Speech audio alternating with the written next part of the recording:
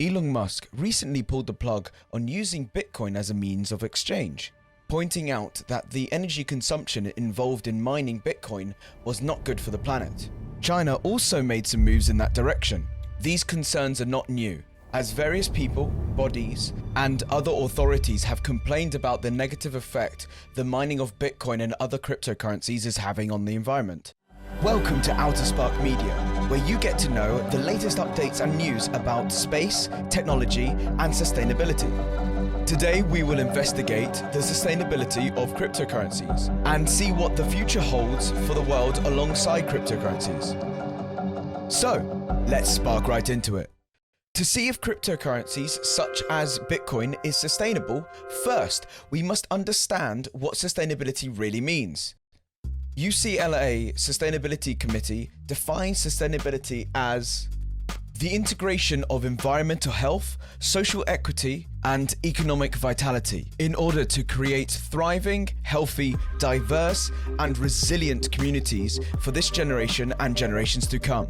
The practice of sustainability recognizes how these issues are interconnected and require a systems approach and an acknowledgement of complexity.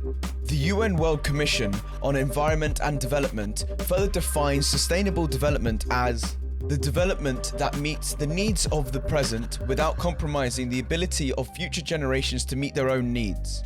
Both definitions are a bit of a mouthful. Hence, a simpler definition of sustainability in the 20th century has also been defined as the capacity of Earth's biosphere and human civilization to coexist. Let us look at some examples of sustainability. As one of the most popular non-conventional energy sources, wind power is a good example of sustainable development. It is used primarily in windy and coastal regions. Nature provides it abundantly and it is harmless to the environment. Solar energy is a clean and safe method of generating energy that is not harmful to human health or the environment. Electricity is generated by using sunlight's radiation. Advantages include stable energy prices, inexhaustible energy, and through economies of scale, cheaper solar panels. Automobiles and vehicles emit a large amount of pollutants and greenhouse gases each year. We can reduce the impact of emissions by using sustainable transportation methods such as carpooling and promoting modes such as cycling and public transport. Already, companies such as Uber are lowering the need to own cars in large and crowded cities. Let us now look at what cryptocurrency is. Cryptocurrency is a digital or virtual currency that is secured by cryptography, making it almost impossible to counterfeit or double spend. Many cryptocurrencies are decentralized networks based on blockchain technology, essentially a distributed ledger enforced by a disparate network of computers. A defining feature of cryptocurrencies is that they are generally not issued by a central authority, rendering them theoretically immune to government influence or manipulation. In essence, cryptocurrencies are run in a system that cannot be easily traced. As a result, any federal government will struggle to regulate it. This becomes evident when you look at a typical crypto wallet. Only the owner has the key to their wallet. If this key goes missing, the wallet becomes inaccessible to the entirety of the world forever. Of all the Bitcoin currently mined, about $140 billion worth of Bitcoin has been reported lost due to a forgotten password. Not great if you're a forgetful person. Now that we have an idea as to what cryptocurrencies are, how do they work, and what technologies are they built on? In short, blockchain technology. The blockchain is a system for recording information in such a way that it becomes difficult or impossible to change, hack, or cheat the system.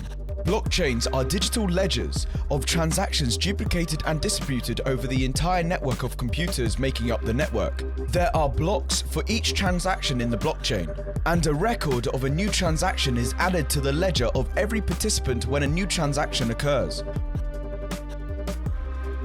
Of course, the process in blockchain technology is far more complex.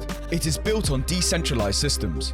The term decentralized system is not only restricted to cryptocurrencies, but refers to a system where there is no central control, and parties contribute without any restrictions.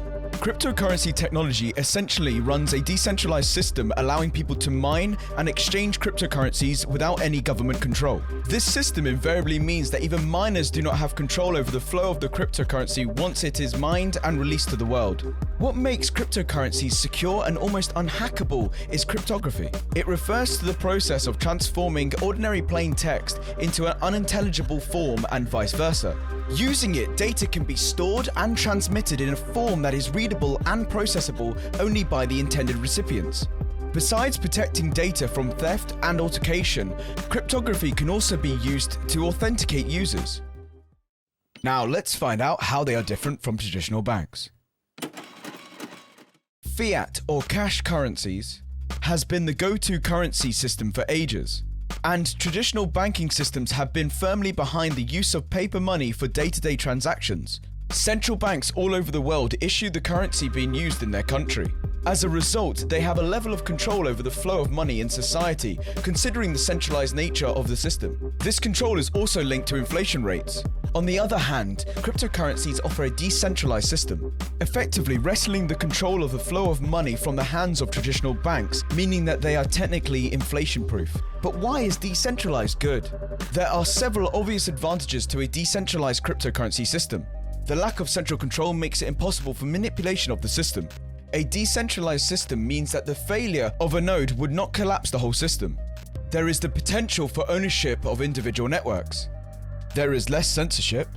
Let's look at a couple of examples of cryptocurrencies. Bitcoin is decentralized digital cash that removes the need for middlemen like banks and government, using a peer-to-peer network that confirms purchases directly between users. Created by an anonymous entity, Satoshi Nakamoto, and was launched in 2009, it is known to be the first ever cryptocurrency. It has a current market capitalization of a staggering $632 billion approximately. Ripple is a money transfer network designed for the financial services industry. The XRP cryptocurrency is built on the XRP ledger, which was engineered by Jed McCaleb, Arthur Britto, and David Schwartz. McCaleb and Britto went on to build Ripple, a network for facilitating transactions with XRP. XRP's current market capitalization is approximately $29 billion. The Ethereum blockchain is a decentralized, open-source platform with smart contract functionality. This platform uses Ether as its native currency. By market capitalization, it is the second largest cryptocurrency after Bitcoin and is currently $245 billion approximately. The BNB symbol represents Binance Coin, a cryptocurrency that functions as the currency of Binance Exchange. At first, Binance Coin was based on the Ethereum blockchain, using the ERC20 standard, but now it runs on the Binance chain. Tokens for Binance Coin are limited to a maximum of 200 million. The market capitalization of Binance Coin stands at $49 billion approximately. Now that we fully understand these terms, how do we categorize them and find out if they are sustainable or not? For the purposes of the following sections, we must define the unit of energy used, which is the kilowatt hour. A kilowatt hour is simply the measure of how much energy is being used by a device or a collection of devices per hour. It equates to about 3,600 kilojoules and is commonly used as the standard billing unit for energy. A single computer uses a specific amount of kilowatt hour. Collectively, the number of kilowatt hour used increases with more use. In Bitcoin mining, heavy-duty computers and graphics cards are used. These computers make use of much more energy compared to the average computer. On an average mining farm, numerous computers are used in mining, resulting in insane amounts of energy being used upon the farms. The mining process consumes a whole lot of electricity. The question then comes, where is the electricity coming from? While there are various sources of energy that could be used to mine Bitcoin, the predominant sources used are coal and hydroelectric power. China is a big focus here as a large amount of coal is used in Inner Mongolia, while Sichuan, another powerhouse for Bitcoin mining in China due to its cheap hydroelectric power, also uses coal in the dry season. Iceland is also a huge attraction for Bitcoin miners because of its cold weather for cooling the mining behemoths. In addition, it is one of the few countries that rely on renewable energy sources for almost all of its electricity, with hydro-powered electricity making up 70% of its electricity sources, while geothermal energy constitutes about 30% of its energy sources. So how much electricity do cryptocurrencies actually consume? Let's have a look. Bitcoin uses about 135.52 terawatt-hour per year, which can be compared to the entire electrical energy used in Sweden. Ethereum uses about 55.74 terawatt-hour per year, and XRP only uses about 0.0079 kilowatt-hour. Often, the comparison between cryptocurrencies and traditional banks based on energy consumption is usually hinged on the comparison between Visa card and Bitcoin. Again, ignoring the entire banking sector. Their comparison does not consider that the blockchain network performs more functions than hosting Bitcoin alone. They also ignore the fact that Visa card does not cover the whole sector. The result of their analysis usually placed the energy consumption of Bitcoin above that of Visa card. Upon further investigation by Galaxy, the banking system consumes over 260 terawatt-hour of electricity, while Bitcoin consumes less than half of this number at 114 terawatt-hour. Consider also that a large percentage of energy being used by cryptocurrencies is slowly being mined using renewable energy. In contrast, the banking sector generally uses fossil fuel. Thus, the banking sector in essence leaves a larger carbon footprint than cryptocurrencies. We are now at a point to rank the top cryptocurrencies in terms of their sustainability outlook. Obviously, Bitcoin is the worst consumer of electrical energy. XRP is one of the most conservative coins energy-wise. Ethereum stands in the middle of the big consumers of energy. There is still a need for improvement in the energy usage of Bitcoin. Focusing more on renewable energy is therefore the way to go to make cryptocurrencies more sustainable. So going back to the first question, are cryptocurrencies sustainable? Compared to other big energy consuming industries, cryptocurrencies have so much more to offer and are becoming more and more sustainable with the gradual reliance on renewable energy sources. Whether you are a fan of cryptocurrencies or not, you must admit it is hard to not pay any attention to the news. Now that you know which coins are better and which coins are worse in terms of sustainability, will you actively be investing in them, or will you turn the other way? Either way, we can be assured that this technology will be here at least for a while. That's all for today. Let us know in a comment below whether you want us to cover a space, technology, or sustainability topic in our next video. If you haven't already, do consider supporting us by subscribing to OuterSpark Media and by clicking the bell icon. Your support will go a long way and help us create better and more dynamic content in the future.